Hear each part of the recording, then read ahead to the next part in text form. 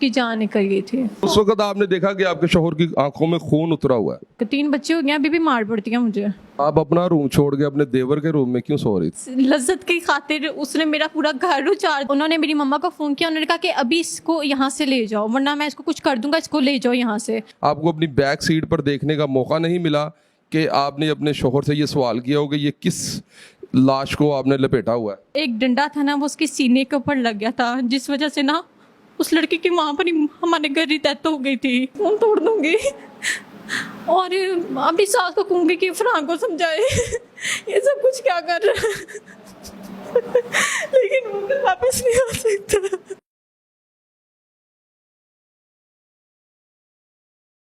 इस वक्त मेरे साथ जो राइडर मर्डर हुआ है उसकी मुलजमा बैठी हुई हैं। आए इनसे पूछते हैं कि ये वो राइडर इनके साथ रिलेशन में था या ये अफवाहें हैं। अस्सलाम वालेकुम।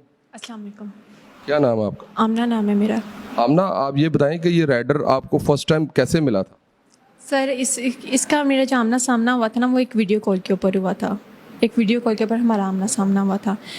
इसने मुझे कॉल की थी, मैंने इसकी कॉल रिसीव की थी, जो मुझसे बहुत बड़ी गलती हुई जो आज मुझे यहाँ पे ले आई। और मैंने इसकी जब वीडियो कॉल रिसीव की तो इसने मुझे फर्स्ट बात ये की थी कि मैडम जी इश्क हो गया, आपके साथ शादी करना चाहता हूँ आपके साथ। और इस बात पे मैं हंस पड़ी, मुझे लगा कोई पागल है, और इस बात पे मैं हंस पड़ी। जो पहली वीडियो कॉल एग्जैक्टली जो कि बहुत ज़्यादा इशू क्रिएट हो रहा है कि लड़की हंसी, ये अपने खामद की वो वफादार नहीं है, बच्चों की वफादार नहीं है।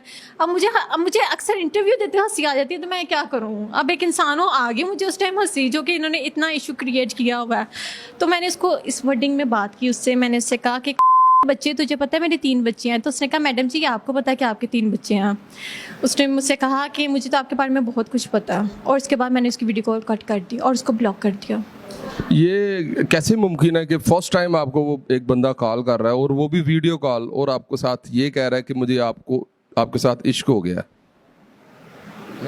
आई डोंट नो, मुझे उसका नाम भी उसके मरने के बाद पता चला। आपकी तालीम कितनी है? 2nd year.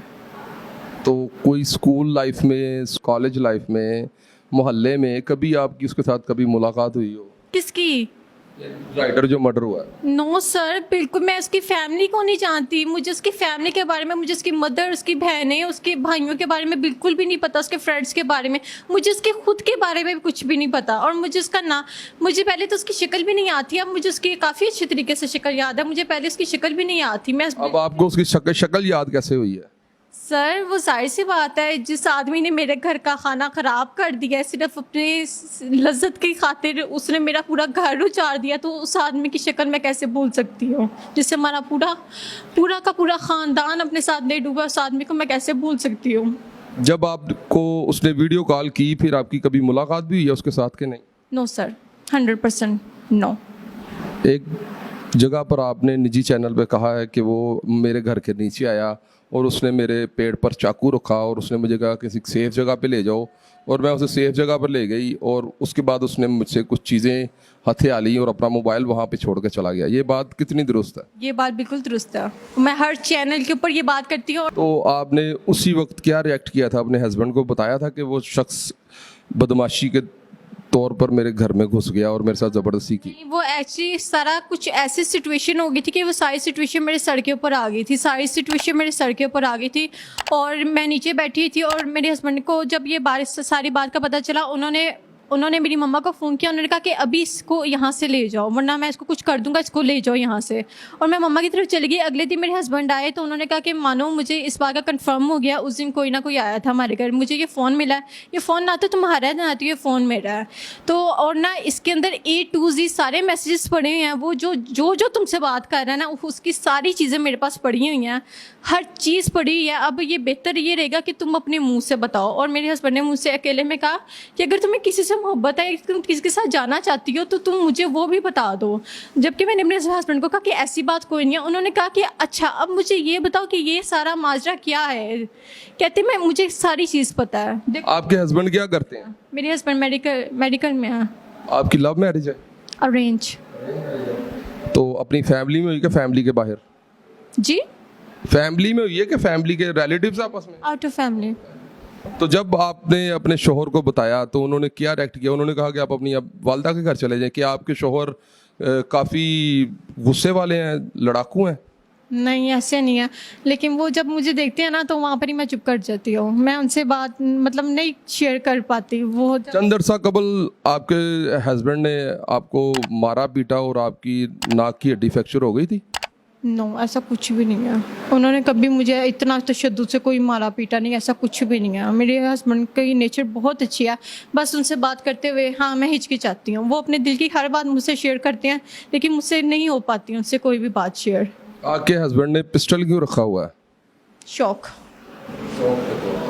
इससे पहले उन्होंने कभी किसी को गोली मारी हो या कभी कोई ऐसा मामला आपने सुना है उनके बारे में? नहीं, उनका कोई क्रिमिनल रिकॉर्ड तो नहीं है? अल्हम्दुलिल्लाह बिल्कुल भी नहीं। तो आपने जब वो राइडर को जलाने में और उसको मारने में अपने शोहर की क्या हेल्प की है? मैंने उसकी कोई हेल्प नहीं की, मैंने उनकी कोई भी हेल्प नहीं की।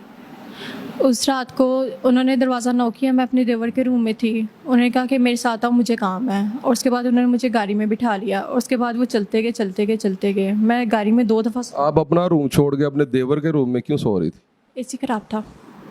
एसी ख़राब था। अच्छा, आपके घर का एसी खराब था? यस, मेरे पोर्शन का एसी ख़राब था।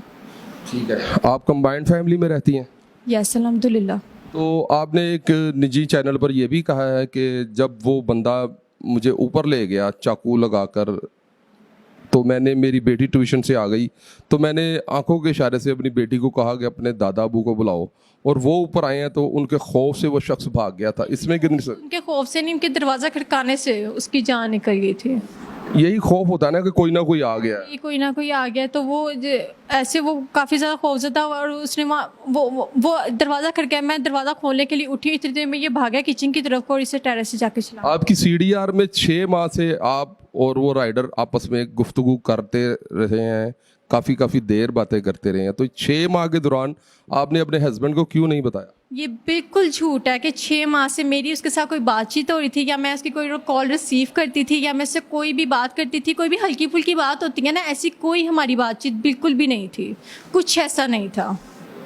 6 माह से अगर आप उसके साथ राब्ते में नहीं थी तो फिर सीडीआर में आपका और उसका जो नंबर एक्सचेंज कैसे हो रहा है और वो बातें कैसे हो रही हैं 6 माह से? सर मैंने उसका, मुझे नहीं पता नंबर एक्सचेंज का, तो मैंने आपको बता दिया कि वो MSP कोरियर कंपनी का एक डिलीवरी बॉय था। बकाया मेरी उसके साथ अल्हम्दुलिल्लाह कोई बातचीत नहीं होती रही। जैसे तोहमत लगाई जा रही है, बातें की जा रही है, उसकी फैमिली वाले तो बहुत कुछ कह रहे हैं। वो तो कहते हैं हमारा बेटा गंदा गंदा ही है, इसको भी हम गंदा करते हैं, क्योंकि उन्होंने तो एक्सेप्ट किया है कि वाकई में हमारा बेटा इस तरह का है। उन्होंने तो वाकई में एक्सेप्ट किया, तो वो उन्होंने कहा कि चलो हम इसकी बेटी को भी गंदा करते हैं। तो ऐसा कुछ भी नहीं है। क्या आपको पता है कि इस वक्त आपके तीनों बच्चे किस हाल में होंगे और आप मुस्कुरा रही हैं? अल्हम्दुलिल्लाह वो बहुत अच्छी जगह पे बैठे हैं, वो मेरी फैमिली के साथ बैठे हैं। हम फैमिली वाले लोग हैं, हम ख़ानदानी लोग हैं।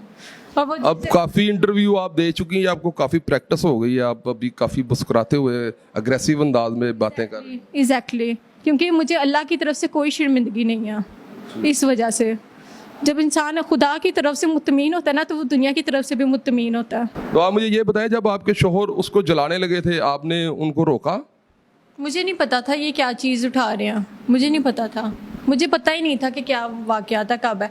और ये विद इन 2 सेकंड्स में काम हुआ है, 2 सेकंड्स 1। आपके घर का और जहाँ पे उस बंदे को जलाया गया कितना डिस्टेंस है? मुझे नहीं पता, ये मांगा मंडी है और मेरा घर इकबाल टाउन में। अब आप खुद ही हिसाब लगा लें, मुझे नहीं पता।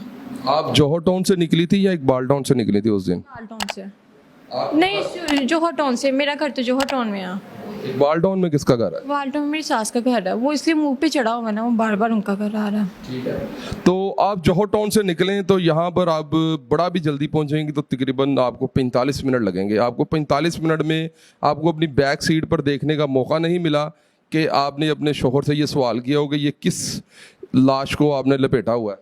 नहीं, मैंने बैग पे देखा ही नहीं ना। मेरे पास कोई बैग था कि मैं पीछे रखती, ना कोई सामान था, तो मैंने बैग पे देखा ही नहीं। ना किसी चीज़ की आवाज़ आई है, ना कुछ सांसों की आवाज़ आई है, ना कुछ उखड़ने की आवाज़ है, कुछ भी नहीं।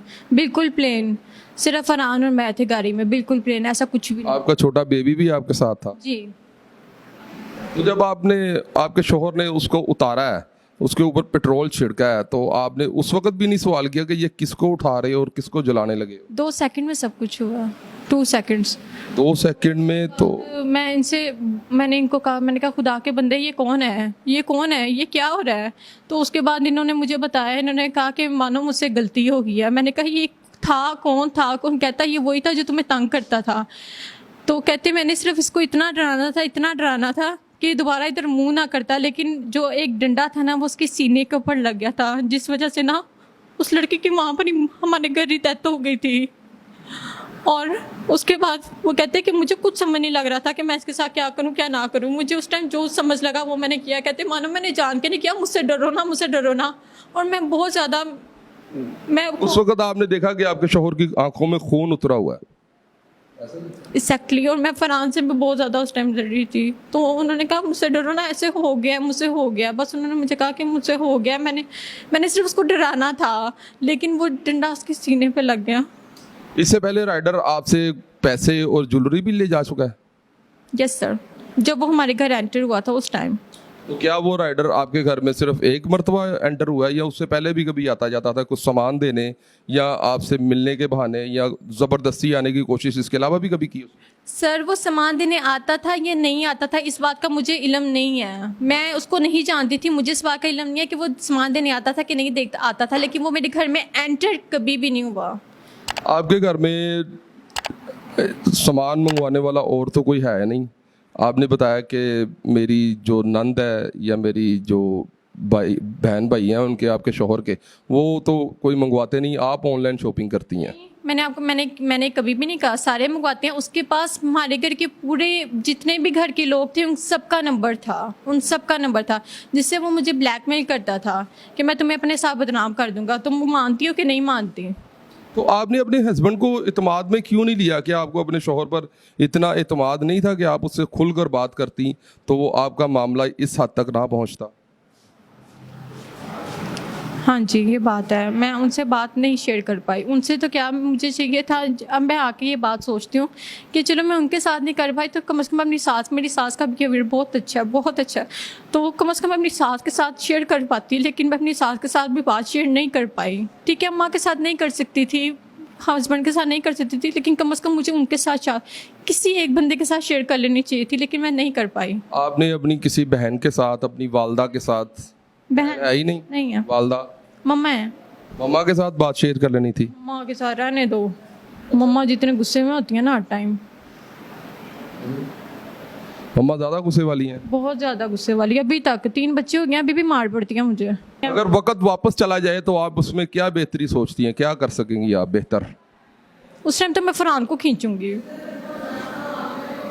फरहान तो उसे कत्ल कर चुका था, फरहान को बताएंगी? या फरहान तो उसे कत्ल कर चुका था जब आपको दोबारा उसने बताया? वो तो डेड बॉडी लेके जा रहा था। हमने कहा अगर ये वक्त वापस आ जाए तो आप क्या करोगे? तो आई थिंक अपनी सिम तोड़ दूंगी या फ़ोन तोड़ दूंगी। उस टाइम कुछ ना कुछ तो करूंगी। अपनी सास को बताऊंगी, अगर ये वक्त वापस आ जाए तो अपनी सास को बताऊंगी, सिम तोड़ दूंगी, फ़ोन तोड़ दूंगी और अपनी सास को कहूँगी कि फरहान को समझाए ये सब कुछ क्या कर रहा है लेकिन वो वापस नहीं आ सकता। जी नाज़रीन, जैसा कि आपने सुना कि गया गुजरा वक्त कभी भी वापस नहीं आ सकता। आपने आमना की बातें सुनी और कमेंट्स बॉक्स में अपनी राय ज़रूर दीजिएगा और वो अपनी फैमिली की बच्चियों पर ज़रूर नज़र रखा करें ताकि इस तरह के वाक़यात जो हैं वो फ्यूचर में ना पेश आ सकें।